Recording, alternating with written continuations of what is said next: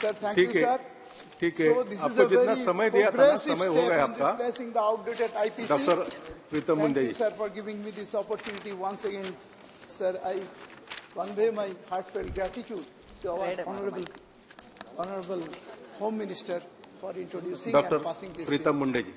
धन्यवाद सभापति महोदय। आज इतने महत्वपूर्ण बिल के समर्थन में आपने मुझे मेरे विचार व्यक्त करने का अवसर प्रदान किया। मैं आपकी बहुत बहुत आभारी हूं और बहुत आभारी हूं हमारे सम्माननीय गृह मंत्री अमित भाई शाह जी की कि उन्होंने इतना महत्वपूर्ण बिल लाने की ये जो पहल की है, मैं उनका भी बहुत आभार व्यक्त करती हूं।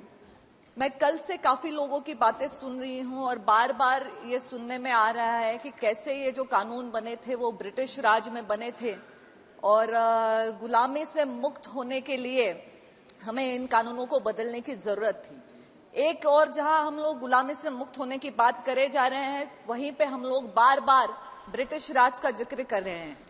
ब्रिटिश तो आए हमारे देश में इस इरादे से थे कि हमारे देश को लूट सके, इस पे राज कर सके, वो तो अपने नहीं थे, तो उनसे हम उम्मीद नहीं कर सकते थे। पर ब्रिटिश जाने के बाद हमारे स्वतंत्र भारत की जो सरकारें बनी आज तक की, उन्होंने कभी इसके बारे में नहीं सोचा। तो गुलामी से मुक्ति तो उनके विचारों से चाहिए थी, ना कि ब्रिटिशों के विचारों से। उनको क्या तकलीफ थी कि आज तक इन्होंने इस बारे में सोचा नहीं। आज इस बिल में केवल हम ना नाम का बदलाव ले रहे हैं, बल्कि प्रक्रिया का भी बदलाव ला रहे हैं। ये समय की मांग थी, ये मांग है विकसित अमृतकालीन भारत की। अमृतकाल का महत्व क्या है? अमृत का महत्व महोदय ये होता है कि वो विष का प्रभाव कम कर सके, विष का प्रभाव नष्ट कर सके। तो ये जो विष है, जो गुलामी का विष था, जो अन्याय का विष था, या जिसे हम कह सके कि पॉलिसी पैरालिसिस का जो विष था, इसको नष्ट करने की इस अमृतकाल की मांग थी। और इस मांग को ध्यान में रखते हुए मोदी जी के नेतृत्व में आज अमित शाह जी ये बिल लेके आए हैं। मैं बहुत बहुत उनका आभार व्यक्त करती हूँ। इसमें काफी सारे मुद्दे हैं जिसपे मेरे पूर्व काफी सांसद बात कर चुके हैं। मैं कोशिश करूंगी कि मैं वो मुद्दे ना दोहराऊं, पर सबसे महत्वपूर्ण मुद्दा जो मुझे लगा जीरो एफआईआर का, इससे काफी हद तक जो लोग परेशान हैं उनको सहूलियत मिलने वाली है।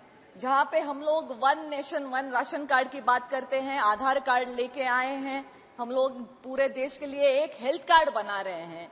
वहीं पे अगर किसी पुलिस स्टेशन के हद में अगर कोई क्राइम ना घटा हो तो वहां उसका एफआईआर दर्ज ना किया जाना, ये बहुत ही तकलीफदेह था। इसको मिटाने का प्रावधान इस बिल में रखा है। इसका भी बहुत बहुत स्वागत करना चाहिए। महिलाओं के खिलाफ होने वाले अपराधों के जो खिलाफ कानून बने हैं, उनको और सख्त बनाया और इसके साथ ही महिलाओं की गरिमा को बरकरार रखा है। पर ये करते हुए कुछ मुद्दे हैं जिन पे मैं आपका ध्यान आकर्षण करना चाहूंगी। कल बात करते हुए हमारी सहयोगी सांसद जसकौर मीना जी ने जो बात उठाई कि जनजाति समूह को इसके दायरे में लाने के बारे में भी कुछ सोच सरकार को रखनी चाहिए, तो मुझे लगता है मैं उनसे पूरी तरह से सहमत हूं। इसके बारे में भी विचार किया जाना चाहिए। और महिलाओं की सुरक्षा के बारे में जब हम बात करते हैं, स्पेशलाइज्ड एक्ट्स हैं, पर जो जनरल कानून है उनके साथ साइबर क्राइम ये एक आज के समय की बहुत ही चिंताजनक घटना, मेरे हिसाब से नहीं सबके हिसाब से वो बहुत चिंताजनक मुद्दा है। साइबर क्राइम में अलग अलग तरीके के क्राइम्स हैं जिसपे अलग अलग कड़े कानून बनने की जरूरत है। उसमें सेक्सुअल भी हो गया, फाइनेंशियल क्राइम्स भी बहुत मात्रा में बढ़ रहे हैं। अलग अलग बैंकों के नाम पे लोग सामने आ करके जो लोग अपना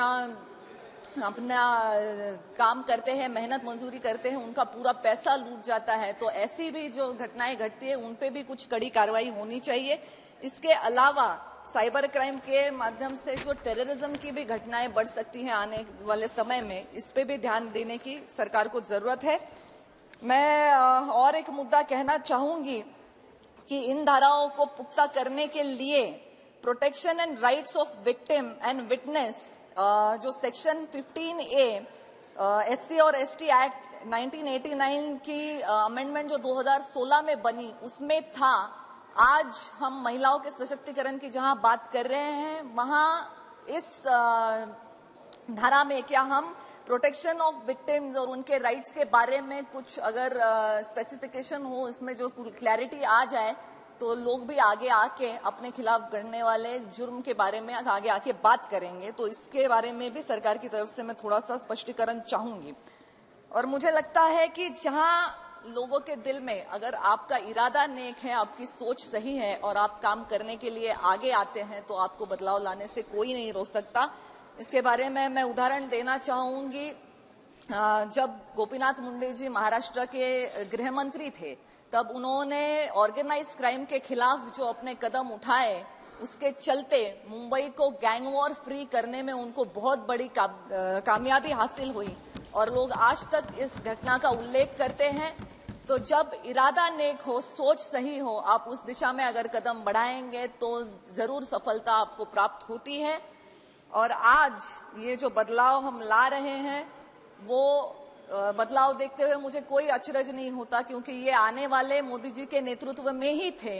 मोदी जी का नाम बदलने से जो लोगों को ऐतराज है, मुझे लगता है कि जब आप नाम बदलते हैं तो सिर्फ नाम नहीं बदल रहे, आप सोच भी बदल रहे हैं। जैसे हम इसके पहले हमने देखा था कि विकलांग व्यक्तियों को विकलांग ना कह के उनको दिव्यांग कहा जाए। ये जब सिर्फ एक शब्द मोदी जी ने बदला तो लोगों का उनकी तरफ देखने का नजरिया चेंज हो गया। आज एक जिले का या एक राज्य का कोई भी छोटा सा गांव है, कस्बा है, वो अगर उसको हम लोग आखिरी छोर बोलते थे तो उसको आज फर्स्ट विलेज की तरह देखने की सोच मोदी जी ने रखी है।